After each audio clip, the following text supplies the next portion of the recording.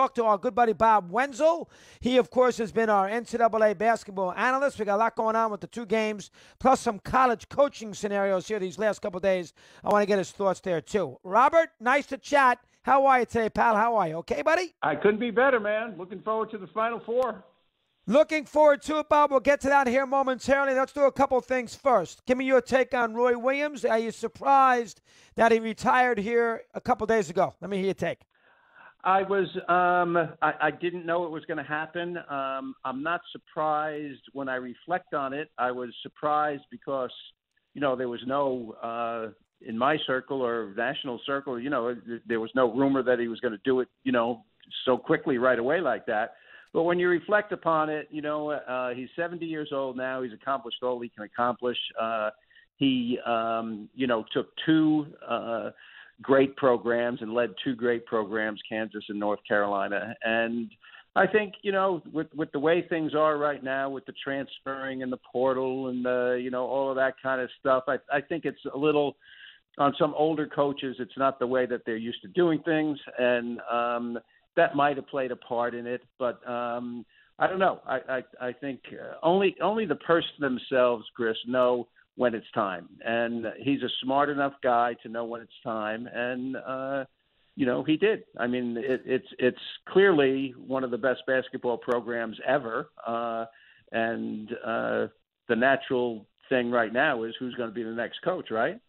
We'll get to that in a minute. All right, this 7'1" freshman Walker Kessler said he was transferring, a big player, part of that great recruiting class. I don't know enough about it, but I guess Williams was stunned. Did that have something to do with this decision? What do you think, Bobby? I doubt it. I think that that might be a sign of things. Roy likes people to be committed to the Carolina way, and this kind of transferring early in your career when things don't go your way, is pretty commonplace now. But I don't think Walker Kessler is an important enough player to make Roy Williams decide to stop coaching, frankly. And I think that had very little to do with it. I think they're not going to be as great next year. The recruiting hasn't gone as well. But I really don't think those are the kind of things that would. He's probably been thinking about this for a year or two, and he's been asked it several times over the course of time, and he's trying not to make a big deal out of it in terms of building up a big thing and saying, okay, I'm going to retire next year, and everywhere he goes, they have a rocking chair for him or some honor, or some guys go out like that. And that's not his style. So I think that he was just I think he just felt he had enough. I don't think what any one player, guys coached 33 years. He coached Michael Jordan, for goodness sakes. He's not going to – what Walker Kessler does has no bearing, I don't think, on this at all. All right. Now, you recruited against him and you coached against him. When he was Dean's, assistant there in the late 70s, you probably had a lot of wars for players. Give me your thoughts there on working against him there when you were at Duke. Let me hear. Yeah. When I was an assistant at Duke, he was the part-time guy at Carolina, and Guthridge and Fogler did most of the recruiting, aside from Dean, of course. So Roy was coaching like the JV team. They had a JV team for years at North Carolina. I got to know him because of playing against them all the time. And he was a disciple of Dean and a hard-working guy. And he became the full-time assistant when Guthridge and Fogler and he. We had some battles with Carolina. Obviously, in those days, we were recruiting a lot of the same players. And before we got to Duke, they were winning all the time. And then we won for a while, and then it kind of evened out. But it was always it wasn't bitter. It was very competitive and hardworking. And, if you saw each other on the plane, there's one airport that serves both schools, right? Raleigh-Durham Airport. And if you were on the same plane, you really didn't chat much, it wasn't one of those things. But it wasn't vicious by any stretch. It was just a great, great competition. All right, let's talk about his coaching acumen. I mean, was he all Dean? Did he put some wrinkles in? I mean, is Roy Williams sort of Dean Smith light? Now, he went to Kansas, had a lot of success, but that's always been a big program. He went back to North Carolina and won 3 times. The first time he won with Doherty's players, and then after that he won with his own, and he won the 2 more. Give me a little rundown on how he is as a coach. Is it a product of he just gets the great players, or is Roy Williams, in your eyes, one hell of a basketball coach? He's one hell of a basketball coach, but he's one hell of a recruiter too, and they go hand in hand. And I think Roy has been in a position.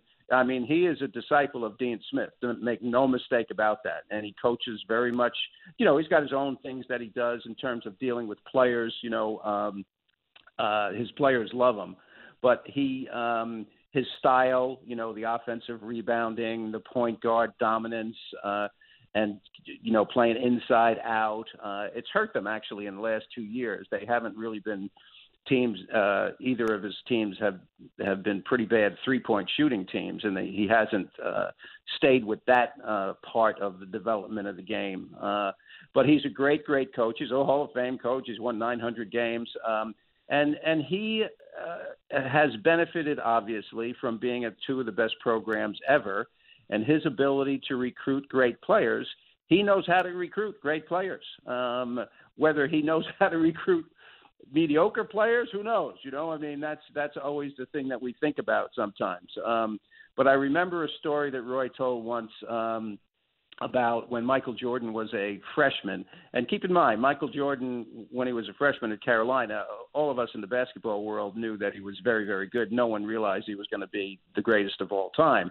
And after practice one day, Roy was talking to Michael Jordan, and Michael said, "Hey, I'm working just as hard as everybody else." And Roy said to him, "Oh, you just want to be as good as everybody else? You don't want to be better than everybody else?"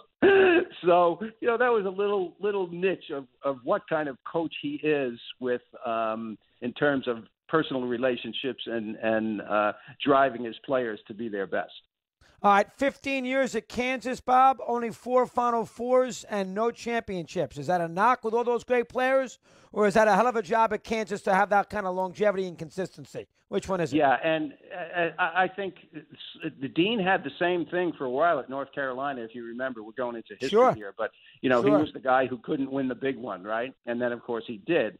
And I think that could apply to Roy among the general populace when he was at Kansas. But, I mean, they won the Big 12 championship every single year. And, I mean, that in itself is that's a testament to the program, the longevity, the greatness. You know, sometimes you find lightning in a bottle and you win a national championship. I mean, you got to be great and all that. But still, you can lose it. And I know, because we were the number 1 team in the nation for 2 years after we made the Final Four and didn't get back to the Final Four. So there's some things that can happen. So I would not look at that as a knock against Roy Williams. As a matter of fact, I think he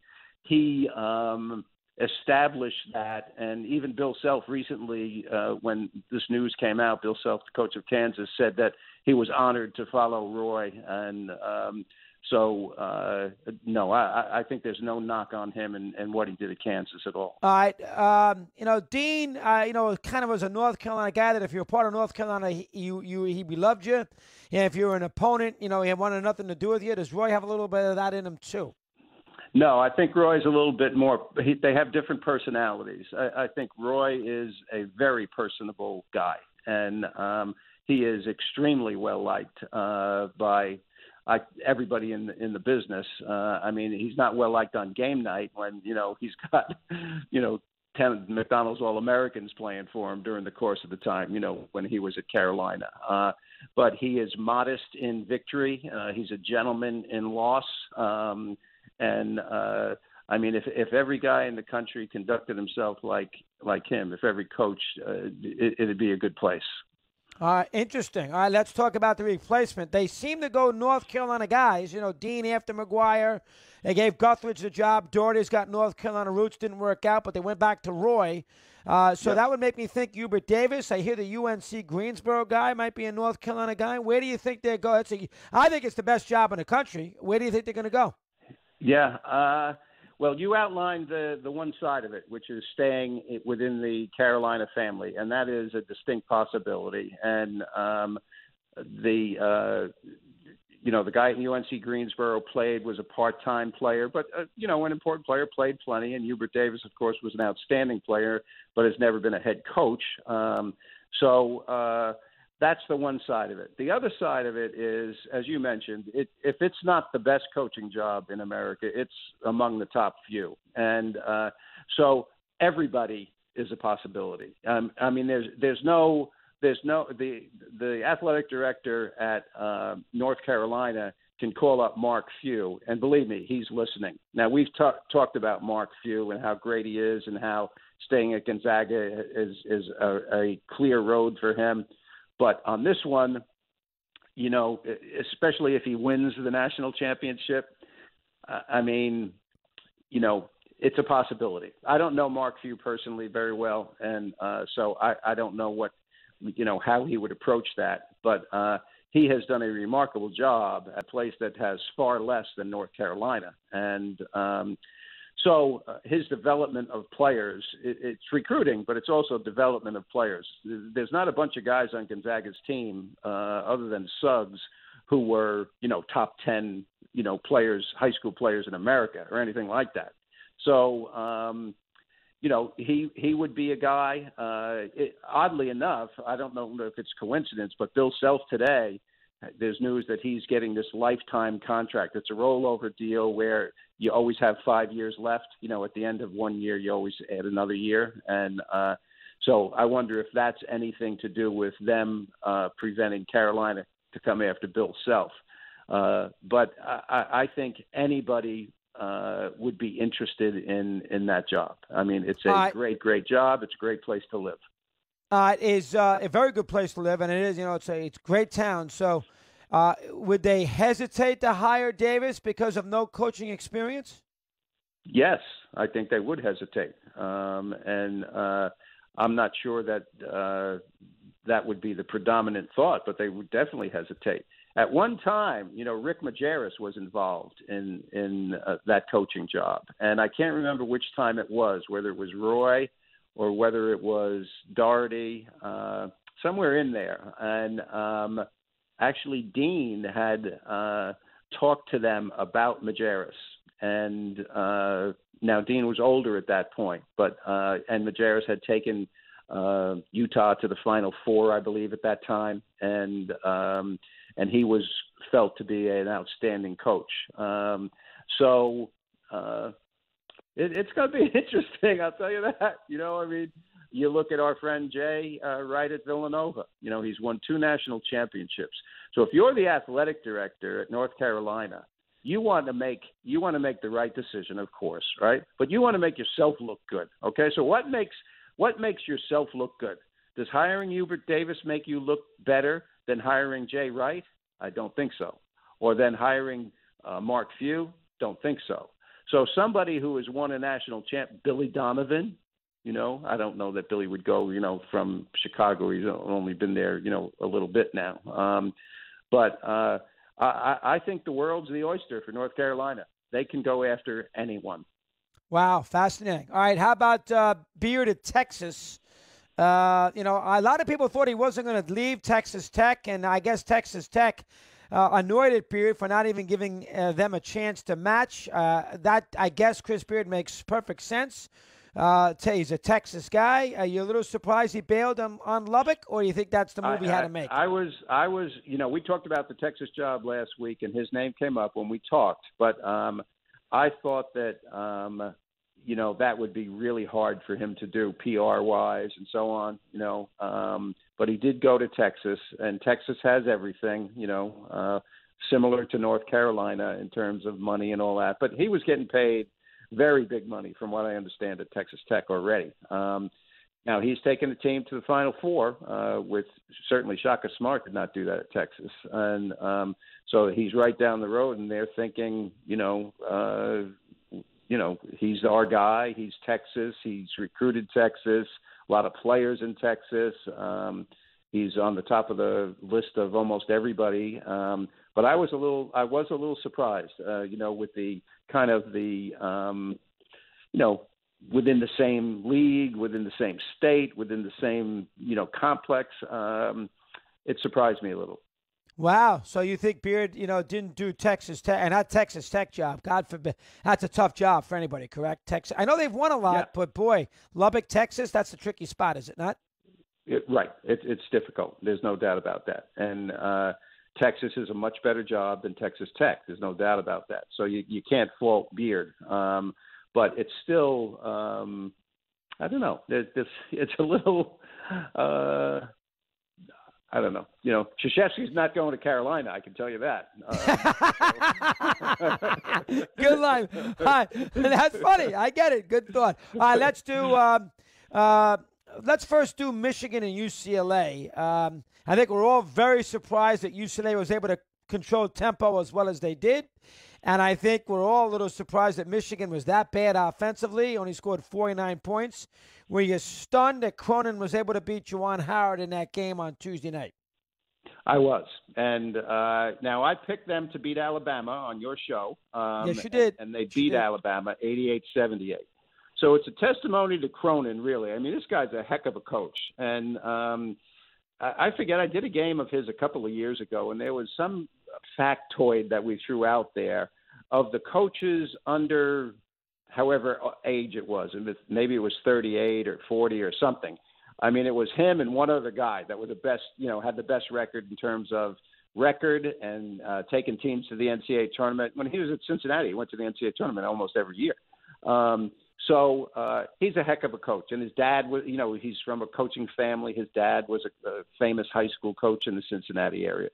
So he did a wonderful job. And when you think about playing two games where you beat a team that you were supposed to lose to 88-78, and then you beat a team that you were supposed to lose to 51-49, you're doing something right. You know how to coach, okay? Because you won a fast-paced game and you won a slow-paced game. And that's Cronin. And, he is one tough guy, and he's a winner. And he's very, very demanding. And I think when he was hired at UCLA, it was the best thing ever because they, in my opinion, for a number of years have been pretty soft. And a little bit like Texas. The culture. Yeah, the culture was. And I'm not blaming the coaches that were there or anything. I don't mean that. But, it was just part of who they were, and they needed a change. And he was certainly the guy to do it. Now, they lost 4 or 5 straight games at the end of the season.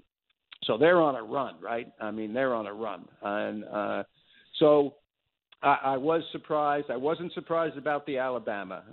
I thought that he could do that. But with Michigan, that really, really surprised me. And hats off to him, right? that was a heck of a win.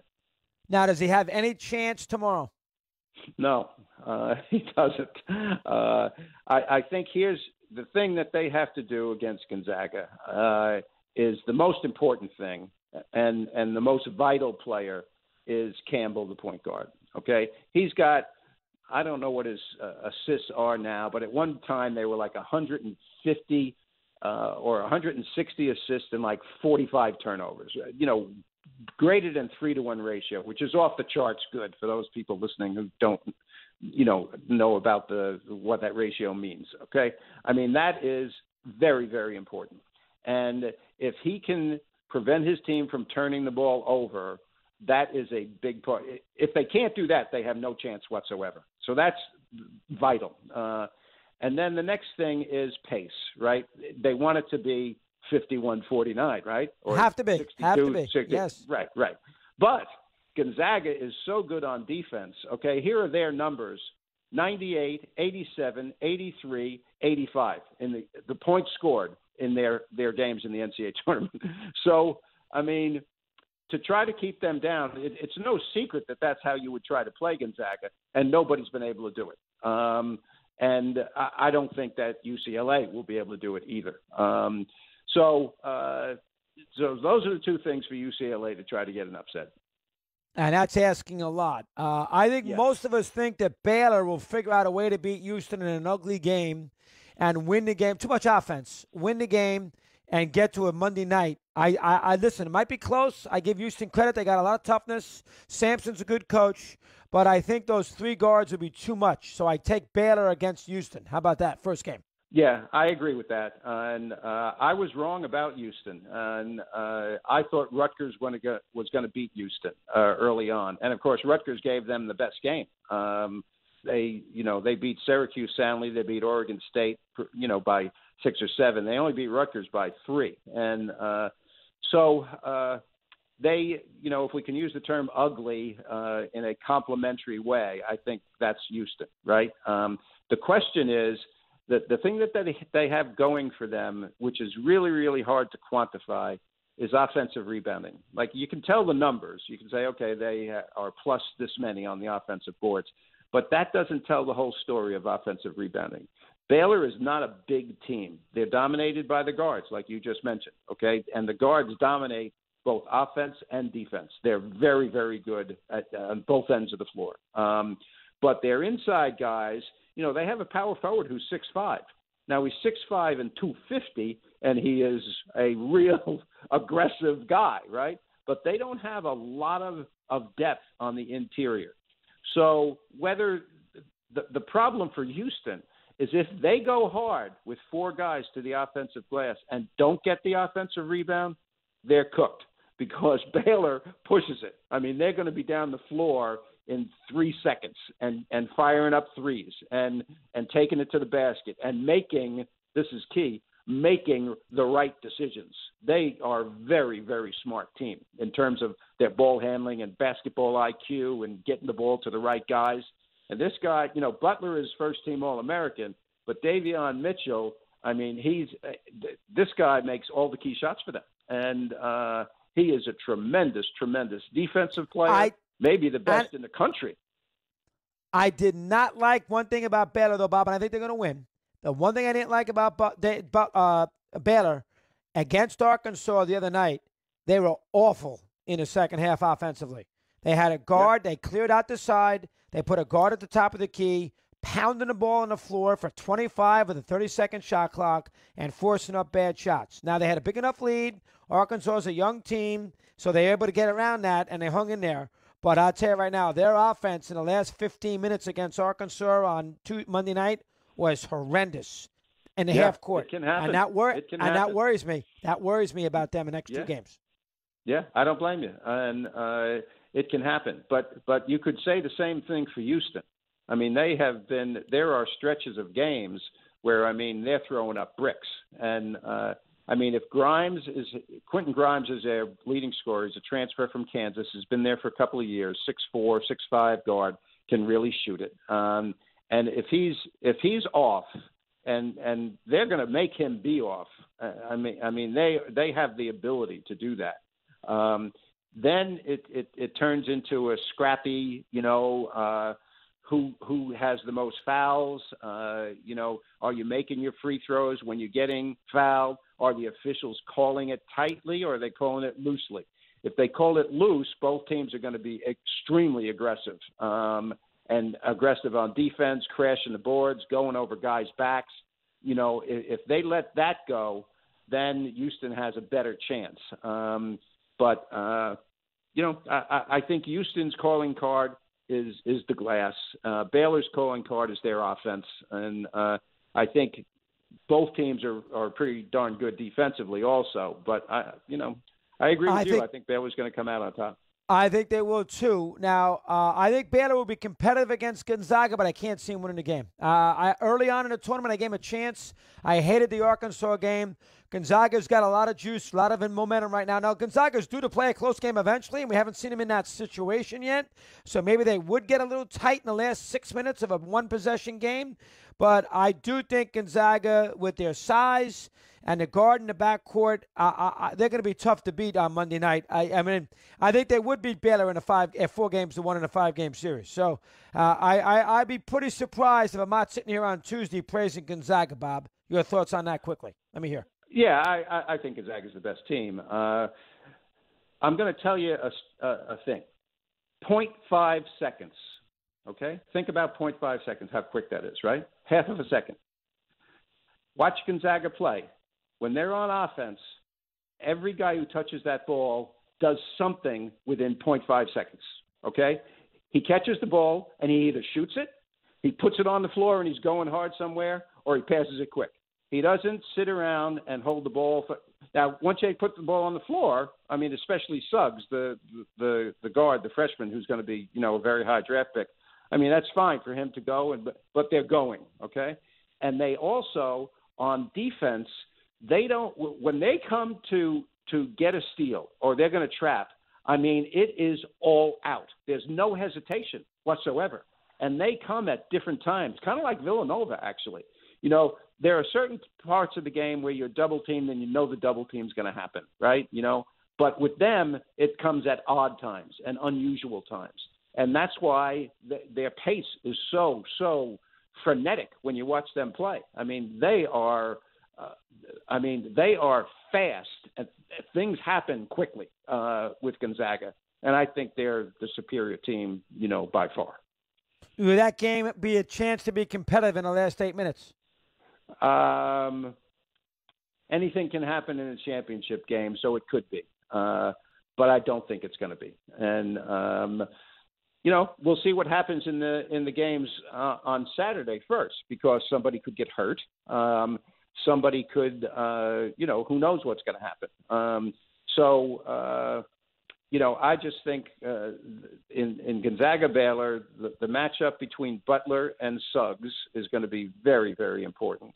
And Kispert, who is the 6'7" kid from Gonzaga, who is a two-guard, I mean, I think I read something the other day in the high school rankings, he was like 106th or 115th or something in the nation. And now he's a first-team All-American, and he's going to be a first team. So this kid has worked really hard to get to where he is, as most of the guys on Gonzaga's team. Their development of players is through the roof good. Gonzaga, I think most everybody you talk to, Chris, will tell you that they're the superior team. People are talking about them being the best team ever. Which is ridiculous.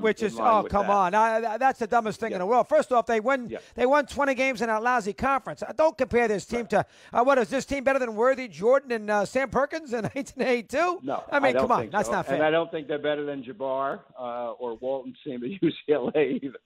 But that's the sort of thing that's going around right now because people are so enthused about how they look out there. I don't think any of the teams right now. I mean, it's a different era, right? I mean, guys are going early. How would Duke be if Zion Williamson was still playing there? And Barrett, Junior. and Barrett, right? and Barrett. Yes. Yeah, that's the thing there. If UCLA played Gonzaga 10 times, would they beat them once? No, I don't think so. I don't. Wow. Think so. Maybe not beating them. They might not beat them once out of 5. Maybe they would beat them once out of 10. Oh, that's what I said. Once out of 10. So 10 times they beat them one time. Maybe once. And like when the famous ice hockey game where the United States was playing Russia in the semifinals, and the guy said, they could beat us 9 out of 10, but this is the 10. This is the one that they're not gonna. Pretty inspiring stuff. So it's all possible, man. It's all possible. Maybe that's Cronin's speech. Bob, good job. We'll talk to you next week. Always a pleasure. Thanks for the update take care, today. Chris. Enjoy. Mr. Wenzel, you got it. Mr. Wenzel, let's take a timeout, and we continue here on, but not the update at the moment. You want to do Zig? All right, we're going to go 40 minutes without a break, but here's Zig Sports Bite, and he's on Mad Dog Unleashed.